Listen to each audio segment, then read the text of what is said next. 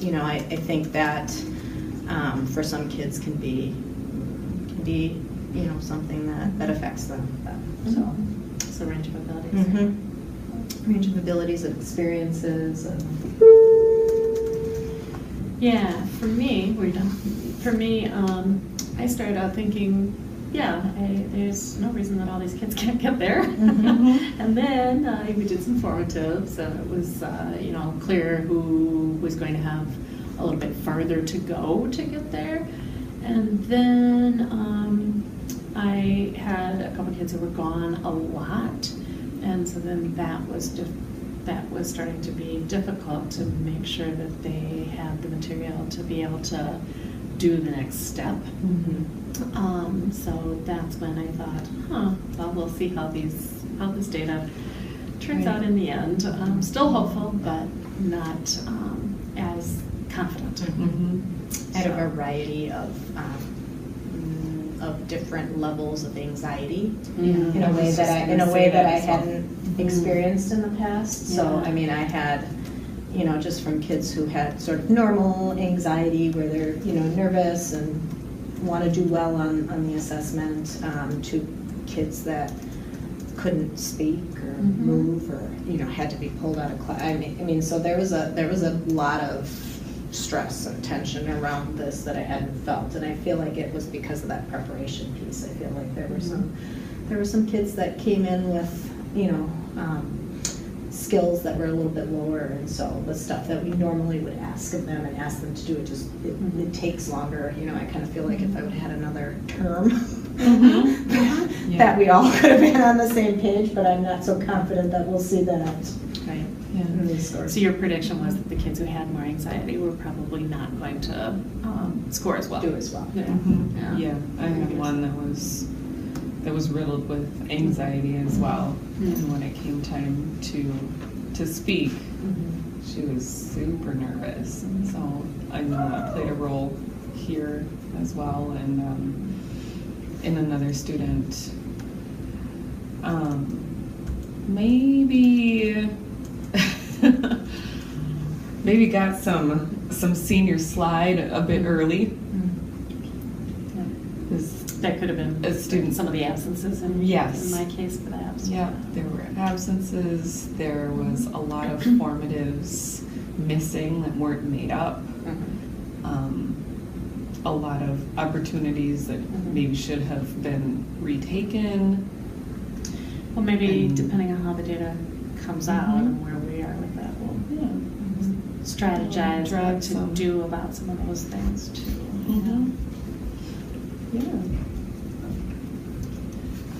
Good. So we did record and compile our data by demographics laid out on the report out form.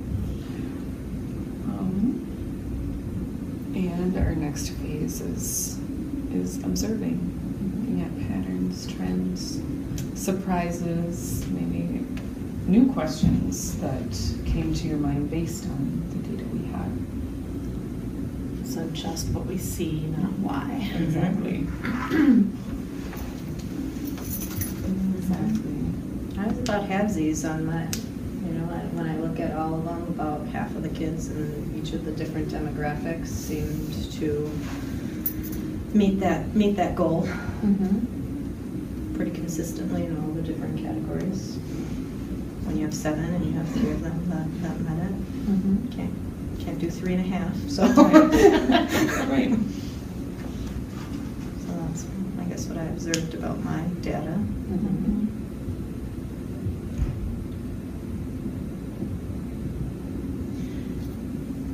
Yeah, I had more of my kids made the goal in each of the categories. I didn't have every demographic represented in my class, but yeah, and I guess what I see is that most of them made it, but then when I look at specific areas like male students, because because of course my eyes always go to, where was the issue? And so when I go to male students, if I only have 15 males in my class, 11 of them made the goal, 4 of them didn't, but those 4 make up 27% of the males in the class, and so that's troubling, especially when you look at it that way. And 4 kids are 4 kids. So, yeah, that jumped out at me too when I was doing the math. I was like, whoa.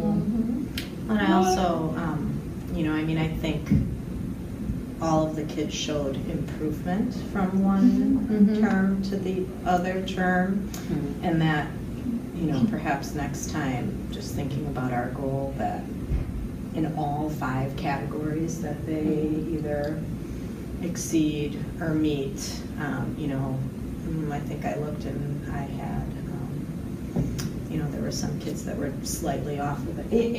It wasn't as, like, when I look at this, I see those numbers and I think, ooh.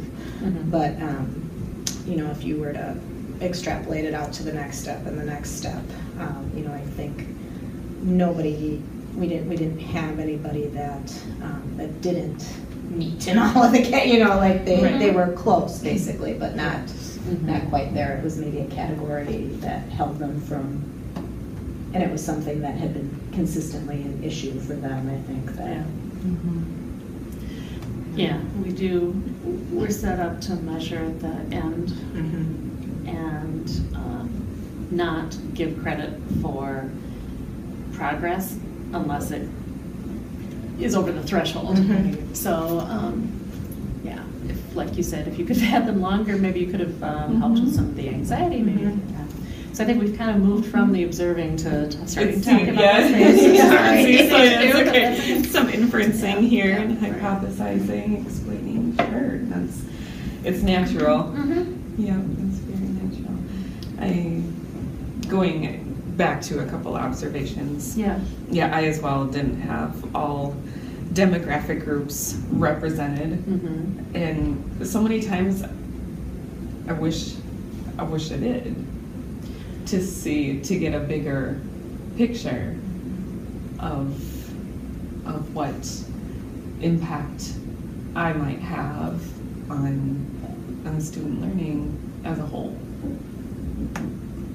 There's some powerful lessons and information that I can gain from that can help direct my interactions with students, as well as my own professional development.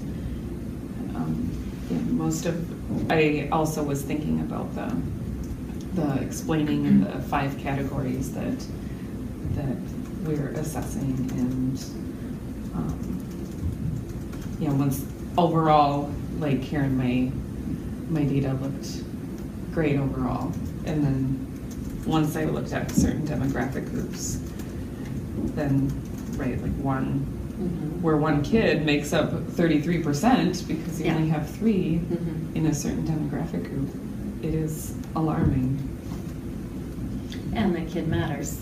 Absolutely. Yeah.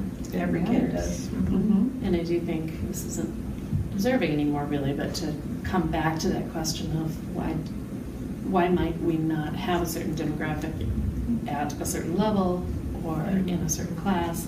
I think that looking into that and delving deeper into that would be a good thing to put in the next steps. Yeah, definitely. Good. Hypothesizing, inferring, explaining, drawing conclusions. So we talked about our 5 rubric categories and how I think in looking at data, I didn't see any red areas. I saw all green and yellow, and every student had some green somewhere. Oh, that's good. Yeah. Just not in every single category for all students. My red, I think I didn't have red, but I did have yellow, and it tended to be mostly in language control. That's where, and yeah, I'm only observing. That's all I'll say. No, we can It's hypothesize. hard to just observe. No, we can move on. We Okay. can go Did into you want the to observe? explaining. I could observe, I mean, it seems like a lot of my yellow was in the communication strategies and the question asking, Mine is too. which I think is a skill that can be difficult. Mhm. That's mine too. For me, my only yellow was in communication strategies. Okay. Cool. Oh, I've got some yellow everywhere. I might be able to help with that. Okay. So should we go to phase 4 and ask those questions at the bottom of the sheet then? Sure, we certainly can, or if we have any other ideas about maybe why language control jumped out, or why communication strategies jumped out. Yeah, I think that's what the next phase is. Is it? Okay. But Sorry. I don't know. Yes. You know, if we're keeping to the data-driven dialogue and trying Yes. to only observe and Yes, you know, yes, yes. it's difficult to do that. So what we measured, we've already talked about what we measured, right? Mhm. Yeah. What happened, what the results were, that's also, Mhm. but why do we think this happened? I think that's where. So I think, for mine, I think the language control was lower for those particular kids because 2 of them had big attendance issues. And as much as I tried to work with them during my time, they kept getting pulled to other my times. But there's certain things that we could work on and they could get, but the little details of and the practice, enough practice to be able to get the language control Mhm. in hand, I think that helps explain that, not as an excuse, but as a, how could I help a student, even if he's not in my class, Mhm. to be motivated to do the practice that's going to impact that really detailed stuff. So Yeah. I think that's why it happened. I'm not sure exactly what to do about it, so if you guys have any ideas. Yeah, motivation is so challenging. That's a constant question that teachers all over ask themselves. They've got choice, they've got a bunch of different online, interactive feedback kinds of things, and they have choice. And, internet connectivity is not the issue. No. I checked into that. But I don't know. It's hard. So anyway, think about that. I just Yeah. think the attendance, again, the attendance is really important because Yeah. what we do a lot of times can't be replicated. Mhm. There's nothing that you can read or study. A lot of what happens in the classroom as part of the conversation. The kids that are there learn those phrases and they parrot them and they show up in there, and if you Right. lose some of that time, I mean, that's a major problem, I think, for a lot of students, especially when it gets to be a great deal of time. Yeah. Because that gap just keeps getting bigger and bigger. Mhm. And chances are these kids also, this isn't the first year that they have missed class. Yeah, Chances they've are got that there's chunks missed, there's yeah. gaps from the earlier levels as well.